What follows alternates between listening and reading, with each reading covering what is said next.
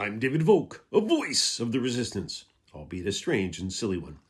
Top ways Republicans show they love us is today's post. With friends like these, who needs enemies? This subject almost needs no introduction. Republicans claim to be out for the little guy and wax rhapsodic about how the arugula-eating, transvestite-embracing, terrorist-loving Democrats look down their noses at the voters until the cons get elected. Then it's open season on voters of all kinds, especially theirs. Here are just a few of the latest examples of how they're showing their love for all of us. 1. No FEMA for you. Remember how Trump claimed that Biden's Federal Emergency Management Agency wasn't providing any assistance in North Carolina when Hurricane Helene hit right before the election? Not only has Trump rejected requests for assistance after West Virginia flooding and tornadoes in Arkansas, sorry, Sarah Huckabee, both deeply red states that overwhelmingly supported him, he also denied North Carolina's request for extended relief funding to recover from Hurricane Helene, which may have helped get him elected. I'm guessing he just wants the states to provide the money themselves so he can keep all the money for himself. 2. Die, baby, die. A week after the Defense Department awarded a $6.7 million grant to start production of a device that would modify the flow of blood in the hearts of babies with heart defects, Trump canceled the funding. I guess there's no place for babies with holes in their hearts in Trump's America. Heartless people with holes in their heads like Donald Trump, yes. Babies, no. 3. Die, pregnant woman, die.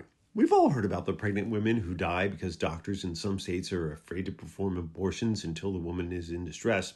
But you may have missed that Trump canceled a project designed to protect pregnant women from domestic abuse because it was a DEI program.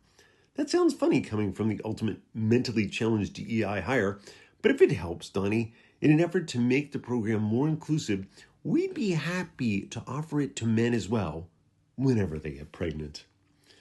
4. Die, Grandma, die. When the COVID-19 pandemic was at its height in March 2020, and Dimension J. Trump wanted to reopen the country, Texas Lieutenant Governor Dan Patrick suggested that a few grandparents being sacrificed to the economy wouldn't be such a terrible thing. As he told Tucker Carlson, no one reached out to me and said, as a senior citizen, are you willing to take a chance on your survival in exchange for keeping the America that all America loves for your children and grandchildren? If that's the exchange, I'm all in. It's worth noting that as a government official, Patrick has better health insurance than most Texans. 5. Die, shut in, die. Let's say you've had a life-changing traumatic experience and can't leave your home to go shopping. Or maybe you're old and not too mobile. There's always Meals on Wheels, right? Not anymore. Trump's cuts in funding for the U.S. Health Department, because billionaires got to be able to outlive the little people, right? Will slash the budget for the entire program. 6. Die, veteran, die. It would be bad enough if it were just cuts in staffing at the Veterans Administration, causing delays in getting treatment, but there's so much more. There are also cuts in life-saving cancer research and suicide prevention counseling, to name just a few. But who cares, am I right? As Trump, aka Commander Bonespurs, has already pointed out, they're just suckers and losers. Who cares that they were injured protecting us in our way of life? That was their own stupidity for signing up to get shot at. If only they'd had more money, their doctor could have gotten them a deferment. 7. Die, airplane passenger, die. Are you detecting a theme here?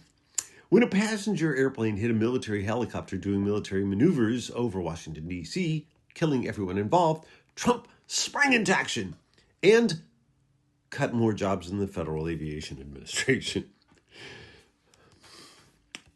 8. Die, ally, die. The deaths that came from Trump's discontinuing assistance to Ukraine is just the start. Think how many more could die when he finally finds a reason to pull out of NATO and leaves Europe to fight Vladimir Putin's forces. As Trump sees it, Putin is completely justified. After all, the land in each of those countries should never have invaded Russia in the first place. Yes, you're hearing that right. Ukraine's land never should have invaded Russia, nor should have land belonging to Poland, Latvia, and Lithuania picked itself up and cross the Russian border. That'll show them. And finally, die, everyone, die. Just when you think they can't get any worse, they always do. As Iowa Senator Joni Ernst R. Box of Rocks did at a town hall last week. When her constituents complained that Trump's efforts to gut Medicare benefits, and her support of them, would lead people to die, she responded, well, we're all going to die. Yes, Joni, that's certainly true. But those of us who don't have the cushy government health insurance and pension that you do would prefer not to have to shuffle off this mortal coil earlier than we have to, just so underprivileged billionaires have to keep up with the Ivanovs, if you catch my drift. I've been David Volk, a voice of the resistance, albeit a strange and underprivileged one.